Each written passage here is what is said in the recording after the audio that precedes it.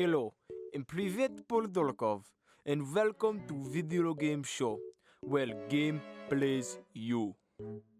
Want to hear funny Russian joke? Zangief, a TF2 heavy, and Zarya walk into a bar. They all sit down to drink, and Zarya says, "V'miest mi sila." They laugh and have good time, cause that's what you do in bars.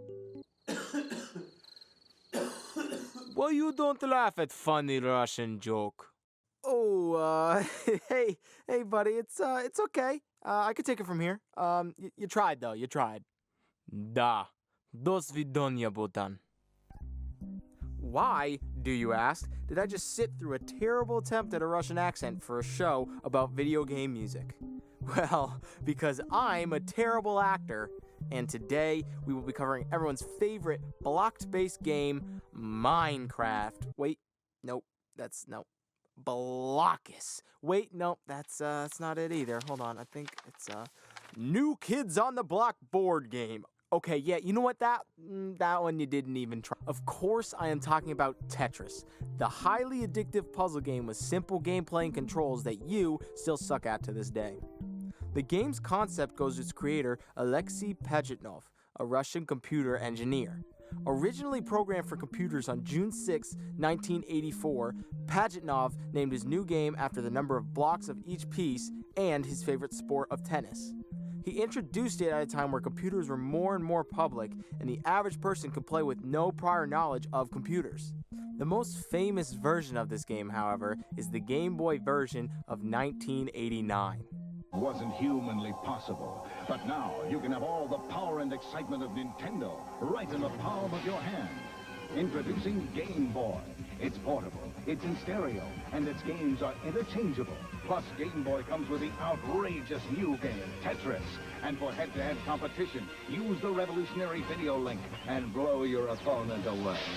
Game Boy, only from Nintendo. Now you're playing with power, portable power. Oh yeah, do you see that? Outrageous! If you see this shit and you don't get hyped, bro, I feel sorry for you.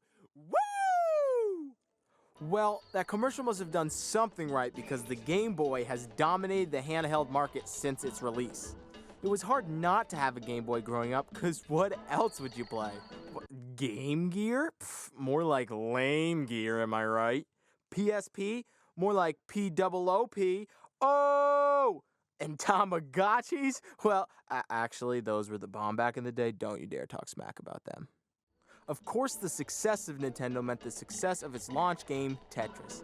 This version alone has sold 35 million copies and, as of 2015, has been inducted into the Video Game Hall of Fame!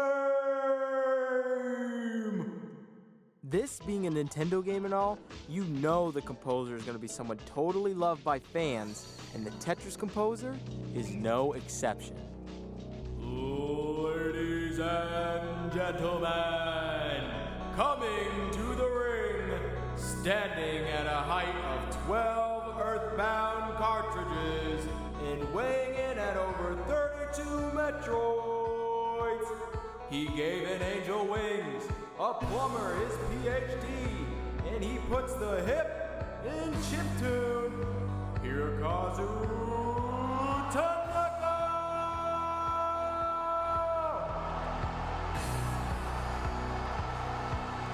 Now, being the great and powerful composer that he is, Tanaka actually only wrote one song.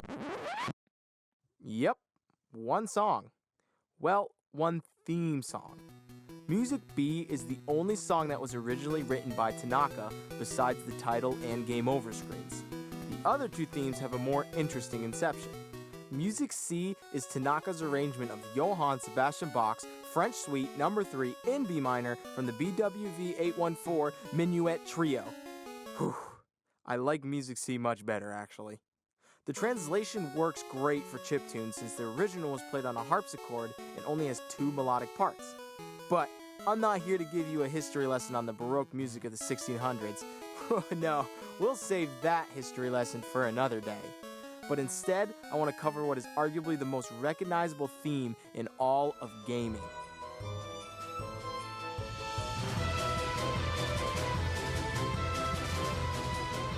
Now, I know what you're thinking right now. Oh my goodness, I know that song. Like, I know I've heard it before. Like, I've heard it so many times. Like, I know what that. Shut up. I know. Just everyone knows, okay? Now, the song itself is an arrangement of an old Russian folk song called Korobaniki. Korobaniki were Russian peddlers with trays who sold fabrics, books, and other small items during pre-revolutionary Russia. Now, the story was a poem written by Russian poet Nikolai Nekrasov in 1861, and it told the story of a Korobaniki seducing a peasant girl named Katya, giving her a turquoise ring, and dying in the woods after being robbed by a forest ranger. That's actually messed up on a lot of different levels. The song is a direct translation of the poem put to music, but leaves out the part about the dying in the woods. The song itself is actually a classic Russian dance song. This style of music is played usually with an accordion and the native guitar-like instrument, the balalaika. The balalaika. It can also be accompanied by strings, horns, bells, and tambourine just to add some instrumentation. Here is a version performed by the Red Army Choir.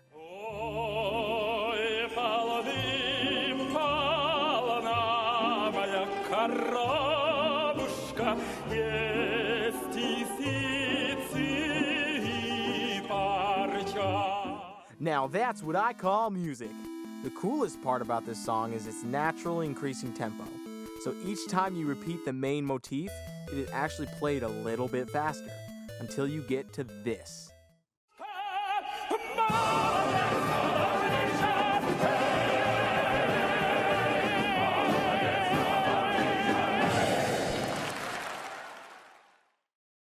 You know what? This song would be perfect for my spin class later. Anyway, back to Tanaka's version. He keeps the same idea as the original and keeps it relatively simple with the bass line and percussion. Even Tanaka's translation to handheld keeps the Russian aesthetic intact. I would bet that just by listening to it without any musical background, you can still tell that this style of music is not American or Japanese. I'm glad Nintendo didn't take away from the game's Russian history with both the music and the visuals. Along with Korobaniki, Nintendo has translated other Russian songs into different versions of the game. Its NES versions translated the Russian dance song Kalinka, and even had other small sections of songs throughout the game. Hey, wait a minute. You're Russian. What's your favorite kind of music? Favorite music is Smash Mouth. Did you just say Smash Mouth? Da. Hey now, you're all-star. Get the game on. Go play. What the fuck?